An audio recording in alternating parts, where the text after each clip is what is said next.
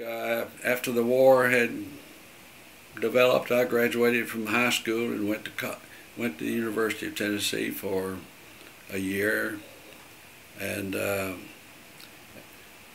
got particularly interested in the service and flying. So I signed up for a program that was offered at that time to students in the university to go into the Air Corps. Was commissioned in July of 1944 and got my wings then and sent to Columbia Army Air Base, at the same base where Doolittle picked up his crews to fly his mission off of the Hornet over Tokyo.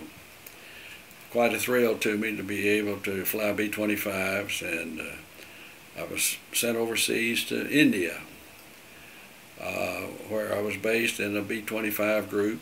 A friend of mine dropped by one day with some local newspapers, and one of the newspapers had a story in it about an airplane which had been bought by the workers at K-25, which was just a few miles from where I lived at home, and I was fascinated with that story. And when I looked at the picture that in the newspaper with the name Sunday Punch on the side of the airplane, I said, "My gosh, Bill, that airplane is on our field right here. It's in the 82nd Squadron."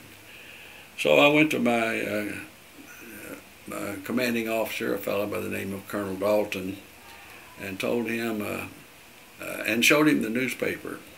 And I said, here's a plane that was bought by my neighbors at home, and it's on our field, and I just want you to know about it. He says, "Well, we'll just move that over to your squadron, the 81st Squadron, and you can fly it." Boy, I was in tall cotton then, because I was going to be flying a brand new B-25 airplane with 14 forward-firing 50 caliber machine guns and in combat, and I thought that was the height of the best that could be. And I did fly it, several combat missions. Never got a hole, that is from anti-aircraft fire, although we did see a lot of puffs of smoke in the air over certain targets. Had the fun of using it for low altitude strafing missions against the Japanese. I remember flying a mission over Mandalay, a place called Fort Dufferin.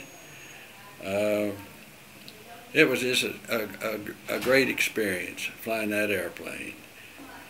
I'll never forget it. Here, 70 years later, I still remember those days. It was a lot of fun and a great experience flying the aircraft that was bought by my neighbors here at Oak Ridge and K-25.